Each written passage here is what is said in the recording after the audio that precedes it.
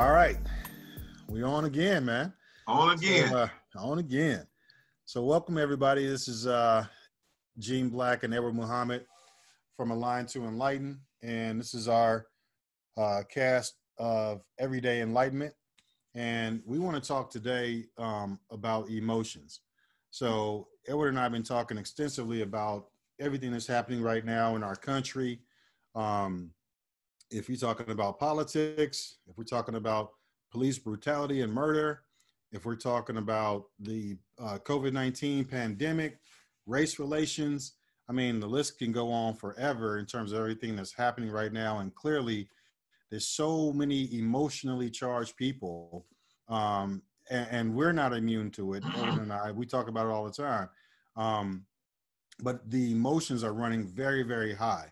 I mean, there's countless things that we have seen in the news, with people just being emotionally charged. And it was, my kids had me laughing about, I guess the new term is Karen or something like that. These hysterical Karens are out here running and, calling the police or, I saw a lady.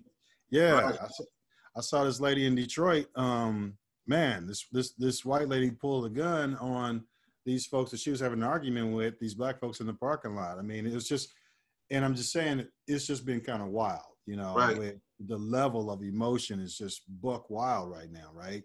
Yes, sir. And today we want to kind of touch on that to try to, I guess, provide some information from an enlightened standpoint on how important your emotions are, how can you use them to your benefit, and how can you really use them as a barometer to make sure that you stay aligned with what your true desires are, and then leverage that to get actually what you want, moving forward, what you truly desire, right? So, so Edward, you and I were talking the other day about just about that, right? About the people in the media or that we've seen just emotionally charged people or whatever. And I've had a couple conversations with folks who say, hey, you guys talk about this whole enlightenment thing all the time. So how do you feel? Aren't you angry about this? Aren't you upset about that? And, what are you doing with your emotions? How are you managing that? So we kind of wanted to share some of our points of view from Align to Enlighten about how to manage your emotions, especially during a time like this, without losing yourself. So, so Edward, what did you have to add to that? I know I might have missed a couple things. You people would think that we may have rehearsed this, but probably 3 minutes of what you just discussed was already something I was going to say. You know how that happens with us. It does. So when you talked about the Karen, what people are saying now, he or she is a Karen. Yeah. That was part of what I wanted to discuss later on in the conversation, though.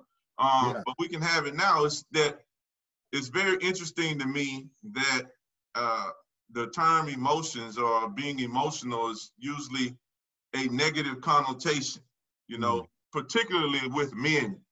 Like if we grew up being taught that to show our emotions were weak, that it was more of a feminine trait. Mm-hmm. Certainly to be emotional was something, significantly frowned upon to us as men. Right. And like what we're seeing now, this quote unquote, he or she is a Karen, meaning that they're overreacting emotionally to something. And I think that we should give some brief understanding and framework to what we mean when we say emotions. I think a lot of terms have been tossed around throughout the years. Like some people used to say, I've heard and read emotions meaning energy and motion, which I can subscribe to that. Right. But suffice to say, I think that emotions are a feeling. They describe the way that you feel, right? Would you agree with that? Absolutely. Yeah, absolutely. Emotions describe the way that you feel. When you're angry about something, that's a description of how you feel. When you're sad, when you're excited, when and the list goes on and on and on. So, and the other thing that you talked about was being able to leverage your emotion. So this is what from without us talking, this is what I want to talk about. I want to talk about what emotions were. I wanted to talk about why we have them. Why do we have emotions? Where, and then how can we use emotions for our benefit? Yes. Those things, and you kind of touched on those things when you opened up. So we agree that emotions are feelings, that they describe the way that we feel in any current moment. When we observe something, we have a thought and a feeling about that subject matter, right? So here it is. It doesn't matter what the subject matter is. Anything that we look at, anything that we experience, either we have a past reference to it, that we've had an experience about it that gives us an emotion about it, a thought about it, and that's another part of the conversation, how thought and emotion go hand in hand. Or it's something that we are referencing in the moment, meaning that we may not have experienced it before, but we have heard somebody talk about it, or we've seen something in the past. We certainly have some type of frame of reference to connect to this thing that gives us a feeling about it. And I think that that's a great starting point so that we can kind of put some shape to what we mean when we talk about emotion. Awesome. Absolutely. And I mean, I think that to kind of jump right into that, I think that, well, for a long time, and I can certainly attest to this, because here's the thing. When we talk about enlightenment, let's first understand that, this isn't something that you attain or obtain and you have reached that nirvanic state and you have life completely figured out, and you are so enlightened that you're walking on a cloud every day. So I'm saying it to say neither you or I, Edward, are immune to the emotion and sometimes the visceral emotions that we might feel in seeing what we see in everyday life right now. So I want everybody who's listening to understand that first, that we are not immune to having emotion. I think that the difference is, when it comes to having or operating from an enlightenment standpoint or an enlightened standpoint, is being aware that you are having that emotion, being aware that you are in the midst of that emotion, and then deciding what do you want to do next regarding that emotion, as opposed to having that emotion and then letting that emotion control you and having that emotion provide direction for what you're doing next. Right. I think that's the clear distinction that we need to make in that situation. So if I am angry about what I've seen with George Floyd or Donald Trump or anybody else out here that a lot of people are reacting to, it's nothing wrong with having that emotion. Now I need to decide, what am I going to do with that? And primarily, how do I want to feel? Do I want to continue to be angry? Because as we talked about in several other things before, when we are angry, we are operating from a restrictive standpoint, right? So there's only two things in this universe, and that's allowance and resistance. If I'm in a resisting or restricting frame of mind, or my spirit is in a restrictive state of being where I'm angry, I'm upset, I'm frustrated, I'm mad, I'm anxious, those are restrictive states. When I'm in a restrictive state, nothing else is allowed to flow. So when we consider our overall desire and what it is that we want out of life, what it is that we want out of our current experience right now, even in the midst of the quote unquote chaos, whatever I desire is being restricted because I'm angry about it. And think about it, and I do this even, not even really thinking about it. I'm angry because this is how we feel. You are tense, your blood pressure rises, your capillaries are restricted. That's why your blood pressure goes up. You're frowned up.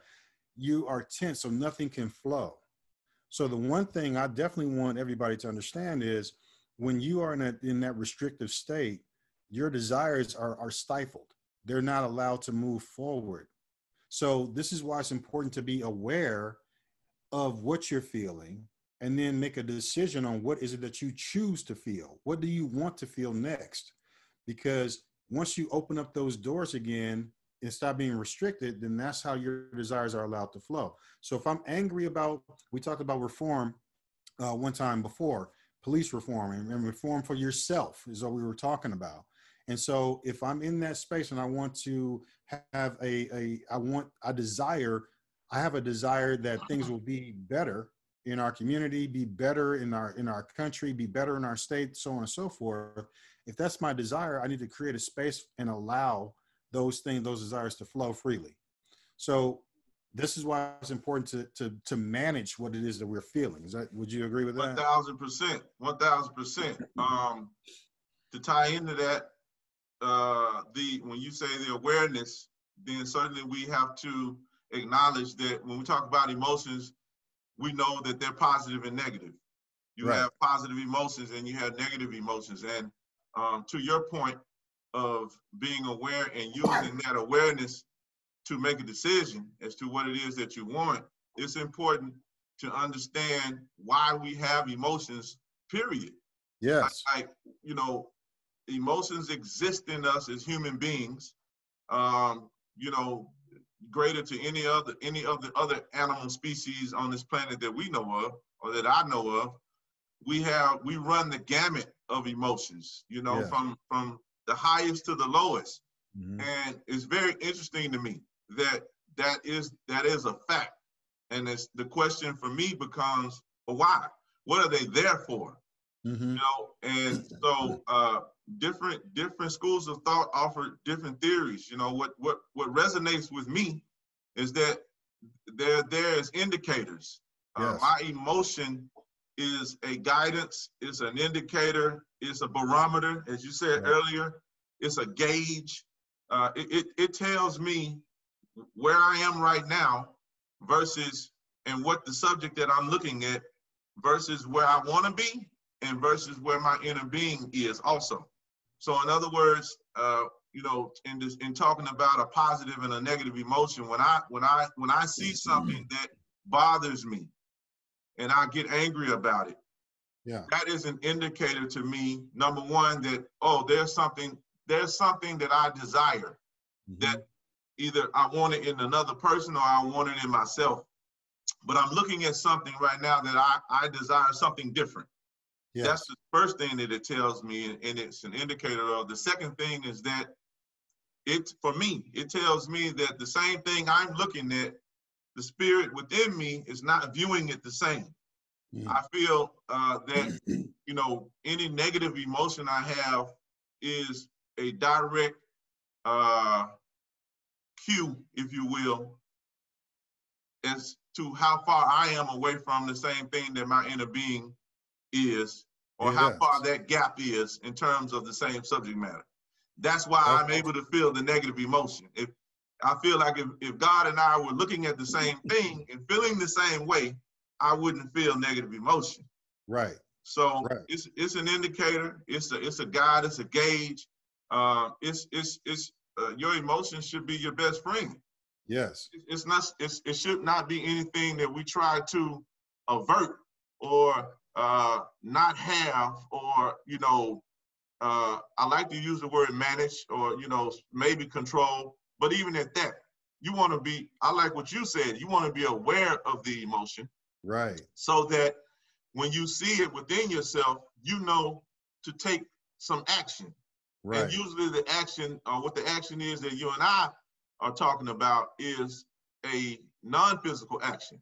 It's something that you need to do within, so that you can have what you desire. You can make effective change towards something that you're trying to attain.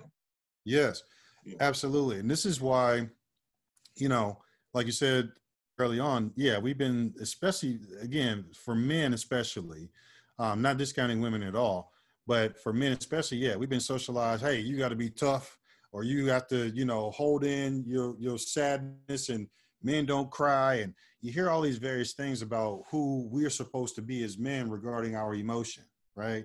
And I'm sure you do, I can speak for you as well, completely disagree with that socialization of how we manage our emotion.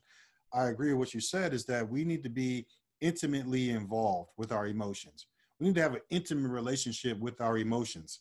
That's what we need to be. Yes. As opposed to you know, putting them off to the side, pushing them down, and not feeling what we think we should be feeling, because it goes contradictory to where we should be as a man.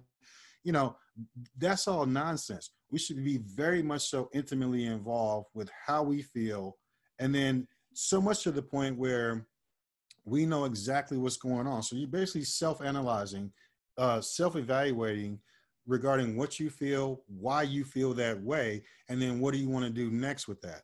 Otherwise, then we become out of control. And I don't mean out of control like, hey, I'm going to go out here and shoot 1,000 people. I mean out of control, meaning the only thing that we can control on this planet and in our lives is how we choose to feel. That's the only thing that we control, is how we choose to feel. Right. I can't control what my kids do. I can't control what my wife is going to do or not do. I can't control anybody else on doing anything, period. I can't control what my dog is going to do. So the only thing that I can control ultimately is how I choose to feel. I can't control what's going to happen in the past. I can't control what happened, you know, in the future. None of that. So it's so important to make sure that we have this intimate relationship with our feelings. And to your point, if we have that relationship, then we know that we are either in or out of alignment. So when we speak about alignment is being one, and I know you have some good words to say about that, but alignment for me is being one with my authentic self, being one with my soul, being on this perfect path where I am completely content with exactly who I am. I know exactly where I am at any given point in time with who exactly I am. That is being in complete alignment. I feel complete peace. I feel tranquil. I feel content when I am in alignment with myself. Let me interrupt you right there and ask you this question. We were talking about this the other day without going too far into it, but do you feel that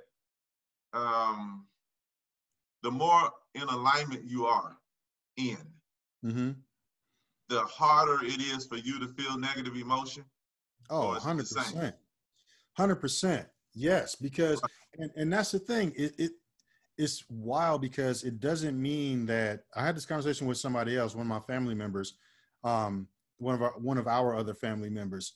And the thing was, what she was kind of trying to say was, oh, you just want to ignore everything and kind of bury your head in the sand like an ostrich or something. And I was like, no, that's not what that means at all. Not even a little bit. Yeah. You know, I said what it means is I am in control of what I choose to feel. I am in control of what I choose to invade my spiritual space. I'm in control of that. Right. My emotions are part of my spiritual space. Right. I'm looking to protect all of my spiritual space at all times. Absolutely.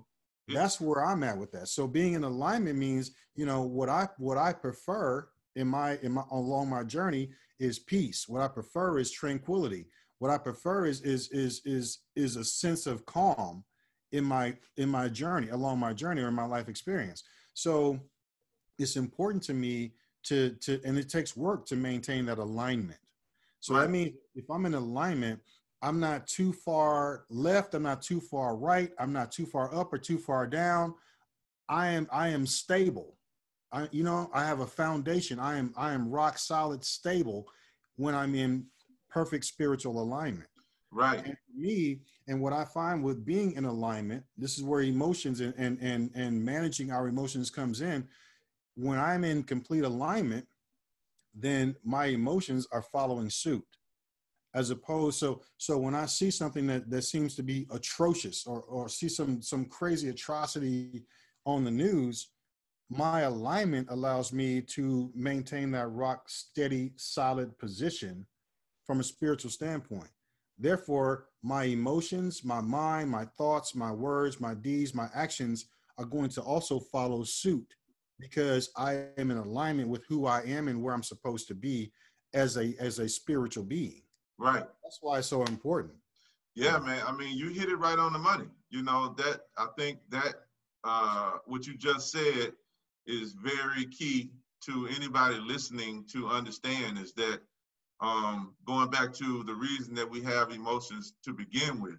Right. And isn't it interesting that, you know, we can, if we take a step back, we can look and see how easily we're controlled by outside forces. Yes.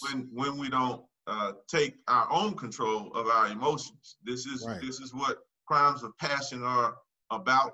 This is what other things that, you know, when you have what people call a knee-jerk response to different things that they're presented with, this is how that happens. Right. You know, being in the moment, somebody presenting something to you, or you observing something that triggers an emotion in you, which is natural. We should say that as well. In this world that we live in, I will say it like that. It's natural. I think that it's more natural to do what we're trying to practice to do, because the more that, you know, you and I practice managing our emotions, then that becomes natural. Right. You know, and so you know, negative emotions are just what they are. They're no more and they're no less. And something else you said that that I agree with is that, you know, it takes work. Like the normal way that we have learned to deal with issues is to observe and respond. Yes. You know, without thinking, without I mean, when you stop and look at it, that's how we do. You know, somebody pushes us, we push back. You smile at me, I smile back. Right. You frown at me, I frown back. Yes. Instead of, you know, taking possession and ownership and responsibility of our own emotions to say, okay, what is it that I want to reflect or demonstrate right now in the midst of what I'm observing? Yes. You know, I had a conversation with somebody also, and this isn't my phrase, but I read it sometime years ago, but it said that we are much more powerful in our imagination than in our observation. Yes. That's because when when we use our imagination, once we observe something and we feel what we feel from that observation, immediately, if you can imagine or think about what it is that you would like to see or feel, mainly what you would like to feel, almost in a quantum time period, very quickly, the universe responds to you. Right. And certainly we can't have this conversation without, just like any other conversation, without coming back to attraction. Yes. You know, because that is one of the main things about this discussion that we're having, meaning that we're talking about what emotions are, we're talking about why we have them, and now we're talking about the power to use emotions to leverage ourselves to have better lives. Yes. And that's based on the fact that we live in an attraction-based universe. That's right. And we live in a universe that responds to how we feel. Yes. 24/7, 7 days a week, even when we're asleep, this universe and God is responding not so much to what we say, but to what we feel. And most of the time, we've talked about this before, how, and we know from our study, how thoughts and emotions are one and the same.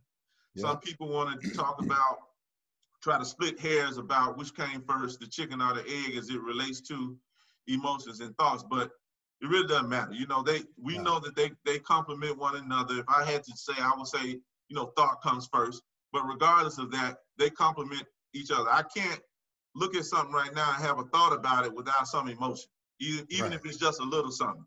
And I can't have an emotion about something without having a thought about it. So they go hand in hand.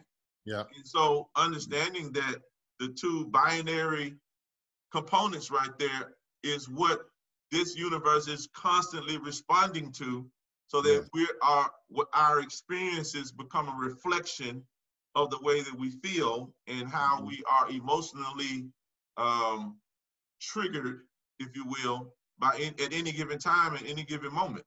Right, right. So well said. I mean, so what we focus on expands. The other fact is we are energetic beings, which we've spoken about before. Energy and everything around us, we are energy. Everything around us is responding to the whatever energy or vibration that we are emitting. That's what the universe is responding to, our vibrational frequency all of the time. So when we say, I want a brand new car, and I'm going to figure out physically how I can get that brand new car. I'm going to work this job, extra hours, blah, blah, blah, to get money to buy this car. Really, the universe really wants to respond to how you feel about how it would feel when you have the new car. So expecting what that new car is going to feel like is going to get you the new car quicker than you going out here to hustle it up. The point to that saying that is, when we think about our emotions, okay, emotions are like magnets. So to the universe. So whatever it is, to your point, whatever it is that I'm feeling, that is what the universe is responding to, not what I'm saying, as you already said. So during our our times right now, you know, if we have a desire, this is the analogy I wanted to put out. If we have a desire, imagine your desire is a car. Okay. Imagine your desires are the car, right? I want this thing. I want peace. I want a promotion on my job. I want better financial stability. I want a great relationship, whatever that desire is, whatever those desires are. Imagine those are cars. Your emotion and what you feel about that is the gas that's in the car. That's the gasoline that helps that thing go. Yeah. That's the gasoline that helps you get there. That. You know, so when we think about from the positive side of emotion, and I'm feeling very happy, I'm joyful today. If I'm truly sincerely feeling that way, then the universe will respond, and therefore I'm going to get more of that into my life experience, because that's where I'm focused on. I'm happy. I'm joyful. I want to maintain that happiness throughout my day. So therefore, I want to make sure that I'm stay focused on that. When we are feeling a negative type of way, it's so important to keep that in mind too, because I have a desire for peace, and so we can stop these police, and I want police reform so they can stop killing the people of color in our country, and that's what I desire. But I'm angry about it though.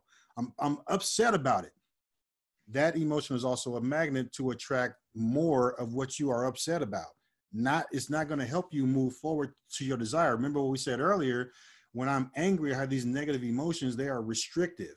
Right. Restrictive. So my desires cannot flow. Oh. When I have a desire, and I have to match my emotion with my desire. So if I say I want police reform, I want these people to stop killing the Black folks and Hispanic folks in our country, I should adjust my feeling and my emotion to what it is I want to see on the other side of that. Right. What would it feel like for me to know that we had true legislative police reform? What would that feel like? And I want to align myself with that feeling. That's how, because my emotions are magnets to the universe, and the universe and the law of attraction is absolute. It's going to provide back to me whatever it is I'm focusing on, whatever it is I'm feeling. Right. So that's why it's so important to make sure we are managing those emotions to the way and matching our emotions with our true desire. That's very important. You match the feeling I have with that so I can get exactly what it is that I want. Man, listen, that right there, because you and I understand that most of the time people are saying things and asking for things with their mouths, but on what they're really asking for is something different by the way that they feel. Right. This is why it's hard to lose weight for a lot of people. This is why it's hard to gain a certain measure of success, because you say, oh, I want to lose 20 pounds, but what you're feeling is it's so hard to lose 20 pounds. Right. And the other piece to the law of attraction is that which is like unto itself is drawn. So that's it. So thoughts attract similar thoughts. Experiences attract similar experiences. So isn't it interesting that we were talking about how emotions have an attraction power behind it, and what's fascinating to me is that it's so easy to get engulfed in a negative emotion versus a positive emotion. It is. Even with music, we find we can spend a lot of time on music that doesn't necessarily serve us, with negative lyrics. Either I lost my baby, or some other kind of verses in there that doesn't necessarily serve us to a greater purpose or power. Yeah. And those songs filled with such emotion, in my opinion, is what keeps us perpetually of one of the things, just one example of how that keeps us in a perpetual state of getting more of the thing that we don't want. Right. And so this is what we experience when we are polarized, if you will, in terms of how the media bombards us with images that we respond to through emotion constantly, through social media, to television, through any networks. We're constantly observing and responding to emotionally in ways that don't serve us. And from there, we're constantly pulling in more forces that give us the same types of experiences in different levels. That's right. Yes, sir. So listen, that's so dead on, because, you know, when we think about emotion, you think about songs, I love that. When you think about songs in general, right? And we talked about this in our book, and I'll shamelessly plug it one more time, which is From Alignment to Enlightenment, The Path to Joy and Peace, found on Amazon.com as well as BarnesandNobles.com. But we talk that's right. That's it. We talk about, you know, one of the chapters talks about protecting your perceptions. And when we talk about protecting our perceptions, we're talking about the things that we see and hear, taste, touch, and smell. Because when we are protective of that, then we are also being protective of what we feel. We're protective of our emotion in that situation. One of the examples we used in the book was when we talked about the song Pharrell had, you know, several years back, called Happy, right? Right. And think about that for a second. When we heard that song on the radio, or you played that song in the car, in your home, automatically you had some sense of exhilarating feelings and emotions about the song Happy. I mean, real talk, it's like you sit there and you listen to it, you can't help but be put into a certain state of mind where you feel happy as well. It's just that upbeat kind of tempo that gets you growing and gets you dancing and gets you upbeat and moving, right? So it is helping to direct your emotion to a certain way. The same holds true for the things when we're watching. If I'm watching Fox News or CNN all day long, well, they get paid to talk about destruction, despair, tragedy. This is what they get paid to do. So if I'm feeding that into my experience every day, I'm not being protective of my perceptions at all. And what I'm watching on television, if I'm seeing somebody who was raped or killed or murdered, whatever it is, you know, though that type of negativity is affecting my emotion, which in turn is affecting my day-to-day experience. Because again, the law of attraction is absolute, not responding to what we say, but what we feel. So if I'm feeling this negativity all of the time, I can't help but attract more negativity into my experience every day. Absolutely. So it's so important to manage our emotions and align our emotions with what our true desires are in the first place. You know, that's to piggyback off of that, right? To piggyback off of that, two things I wanted to share real quickly. One of them was an example, and I'm gonna shorten it down. I shared it with you years ago. So as a therapist, I was working home health at a point in time, and we meaning myself, a nurse aide, a nurse, and I think a physical therapist. The four of us were going in and out of this lady's house, and she had asked one of us, I think it was the nurse aide. So the nurse was Caucasian, the nurse aide was African American, the physical therapist was Filipino, and then there was me. Okay. And so she asked the nurse aide politely to go through the back door. She said that, you know, and for anybody who's listening to this, if you are familiar with some of the ways and mores of our traditional history that we are familiar with in terms of the Jim Crow era and probably coming out of slavery, where they would ask, white people would ask any black person coming into their home to enter and exit through the back door. Right. For anybody that's unfamiliar with what I'm talking about. So, but anyway, so she asked this lady, out of all four of us, she requested that this lady go in and out of the back door. And she was How old was the client? How old was she? Older lady? Client? Yes, yeah. She was probably in her 80s. Okay. But in terms of what she asked her to do, and the lady came to me and shared that, you know, she asked me to go through the back door. She told all of us. She asked me to go through the back door. My awareness of what I knew that to be, right, expanded. I became very emotionally charged about the situation. Mm-hmm. I never will forget it. I spent probably like a week. Everybody that I would talk to that I was close to, I shared that story with. And when I shared it with them, I got really fired up about it. Uh-huh. And I remember telling many, many people, she better not ask me to go through no back door, because I felt like if she did that, I was gonna put the clown suit on. So I just kept talking about it, I was emotionally charged about it, and you can guess what happened. Yeah. She asked me to go through the back door. The point is that from what we're teaching and what I've learned, is I should not have been surprised. Right. That came back to me because the universe responded to how I felt. It gave me something to match exactly the way, and it didn't even have to be that incident. It could have been another similar incident that I could have had an encounter with that would have been a vibrational match to that. Right. So that was just that one example I wanted to share. And then the other thing I wanted to talk about before we close out is that I want you to share also with the viewers how we can go about conjuring up an emotion. You and I are very familiar with the power of visualization, the power of meditation. We spend time working to build that skill, and we have certainly benefited from our practice.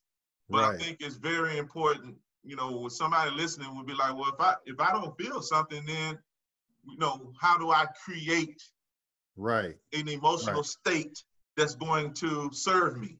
Yes. Awesome. And let's talk about that. And then as we prepare to wrap this up, because I think there's a couple of things to mention, and then we'll definitely get to how do we create that. One, as we wrap this up, it's important to understand that our emotions are there for us to help support us, to be indicators, to let us know exactly where we currently stand versus where we would actually like to be, right? So use your emotions as an indicator, right? But secondly, also understand that your emotions are like magnets to attraction. They're magnets attracting exactly what it is that you feel. And the universe is responding in kind to what you feel, not what you say. So if you're angry, if you're upset about something or whatever, it's okay to feel that, but understand you have to make a decision with what you want to do with that next, right? Do I want to continue to feel angry and upset or angst, you know, full of anxiety and everything else? Because if I do, and if I don't get my arms wrapped around that and direct that emotion in a different way, then I'm going to attract more of the same, because those emotions are like magnets. Now, to your point, how do we create what it is that we want to feel next? Here's what's so important to me. And Edward, you said something a little bit earlier. I can't remember the exact quote, but you touched on imagination. It's just that we're more powerful in our imagination than we are in our observation. Thank you. Awesome. Now, somebody needs to coin that for real, because that is so powerful. When we are reacting as opposed to being proactive, then what we're going to get is we lose all control.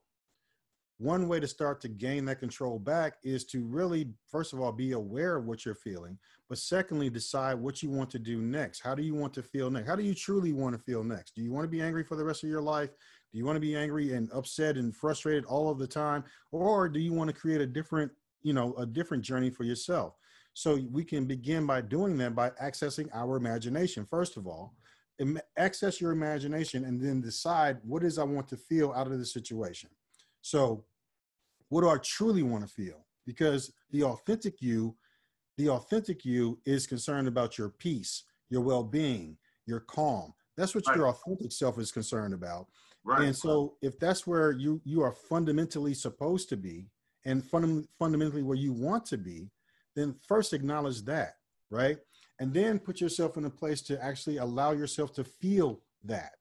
So if you had a knockdown, drag out argument with your significant other yesterday, most of us who really truly actually love our significant other, you don't really want to feel that. That's not something that you want to have a prolonged feeling about, that this anger that you have towards your significant other, right? So what you really want is to have some peace and tranquility and some happiness and joy in your relationship. So put yourself and your mindset in that space. That's how you, first of all, begin to start to bring yourself out of this anger and out of this frustration. Put yourself and imagine yourself in that other space of being happy with this person or whatever the situation is. If you don't want to see any more police murders in your city, for example, then imagine what it would feel like if that no longer existed, and put yourself in a feeling state of that. Because when we do that, remember, your emotions are like magnets. They're going to attract. The universe is an attracting universe. It is a yes universe. When you say, I want to feel this, or I feel this particular way, the universe is responding to what you feel like. So It's so important to use your imagination and envision what it is that you truly want to feel. And then here's what happens immediately, okay? Immediately, that thing may not stop. That thing may continue to persist for right now. But for you as an individual, when you put yourself in that imaginary or in that envisioning type of space of what you really want to feel, and you allow yourself to feel that, immediately you are going to feel differently. Immediately you are going to start to feel yourself become a little bit lighter. You know, you don't go from being irate to being blissful all of a sudden. But what happens is it helps you come up just a little bit though. And then, as we talked about in the past, pull the thread. So when you say, okay, I'm really angry and really frustrated, my emotions are out of control because of blah, blah, blah happened, or because this thing is going on right now. First of all, imagine what you want it to be. Allow yourself to feel exactly what you want in that situation. Envision what it looks like. And what you're going to see is you're going to feel yourself come up a little bit. You're going to feel yourself be a little bit lighter. That emotion is going to subside a little bit. That anger, you're going to knock the edge off of that anger a little bit. Every single time you start to imagine that. The more and more you spend time in that space, if it takes you 5 minutes, if it takes you 5 hours, if it takes you 5 days, be consistent with trying to envision that and feel that, because you will continue to rise till you are the one that's in control of that emotion, and that emotion is no longer in control of you. Is there anything that you think, I know the answer to this, is there anything that you think we should be angry about? Of course, I'm not talking about, that we should, when I use the word angry, I'm talking about emotionally angry, upset, mad. Is there, of course, and I ask this question, let me just say this. I ask this question because, people come to me a lot too and say, you expect me to be able to look at something and not feel, upset about it. And I say, no, I don't expect that. I don't feel that way. And to your point earlier, I just recommend that you don't hold that anger. Right. It's natural until you practice something different to get angry about something. Mm-hmm. You're married. I've been married. We understand in relationships, certainly with our children, other people's behavior always have the potential to make us angry. Oh yeah, absolutely. Okay, and so and right there lies our greatest power. To your point earlier, to say, okay, we can make a decision right now. We're slowly seeing the paradigm shift to people understanding that where years ago we would think, oh, just because I feel this way, so there's nothing I can do about this. Oh, this is the way I feel. This is people you say all the time. This is the way I feel. This is it. This is me. This is me. Yeah. And now we understand just because you feel some kind of way doesn't mean you have to keep feeling that way. Exactly. And you can make a decision at any point you choose to. And the moment that you make the decision to feel differently, there lies your greatest power. I was thinking when you were saying that, like, so why would I, you know, listening to you say, oh, you know, you start to feel lighter, this and that. Yeah, I feel better, but the infraction that I witnessed is still going on. Right. So people might think that they need to stay, you know, in a state.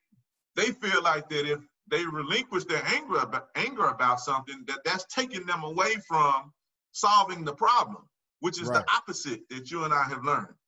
It's the complete opposite. It is the complete opposite. So, you know, living here in Atlanta, there's been a ton of marches every day, protests and everything. It hasn't stopped since George Floyd passed away, or his life was taken from him. And I don't think there's anything wrong with that. So to get to your question in terms of, do I feel there's anything to be angry about? You know, I think that having your emotion, again, is it's a natural part of our journey in this particular life. There's nothing wrong with having that emotion. And to the to the family member that said, oh, you're just sticking your head in the sand like an ostrich because you're not paying attention, or you don't feel this particular kind of way. You know, and I had to laugh at that because I'm saying it doesn't mean I don't feel. What it means is I felt. Now I've made a decision to do something different with that emotion. Yes. Still not losing sight of what I desire to have happen from the thing that made me upset in the first place. I didn't throw my hands up and say, forget it, I'm not gonna feel that emotion and therefore I'm gonna walk away from it. Yeah. No. What I did was be very active with my emotion as opposed to being reactive with my emotion. So what I did was I said, okay, now I'm going to channel that energy, because we are energetic beings in the first place. And then the universe is responding to the vibrational markers we are emitting from our energetic source. So what I decided was I will take that negative emotion of being angry and frustrated, then let me channel that to what I desire to see happen most, right? And so now, if I'm involved in a march or a protest in Atlanta, because like I said, it's been going on every single day, I'm not marching with a sense of anger and frustration. I'm marching because I have a vision, and my vision is matter of fact that this is going to stop. I have a vision to say, I have a vision about what the peace looks like. Therefore, my march and my energy as I'm exuding during that march through Atlanta has everything to do with what I expect to see happen, not with what happened, 3 or 4 weeks ago, right, that started the march. So there's the pivot that we have to make. I have to make the pivot to say, let me direct this emotion and this energy to what it is I desire to see, not to what happened that started the march in the first place. Beautiful, you're beautiful. And that right there is the key point, that we are more powerful in our positive emotion of love. When you think about it, that's right. It has more sustaining power than one of hate, or one of, even though, again, we address things, we see things, and they have to be addressed.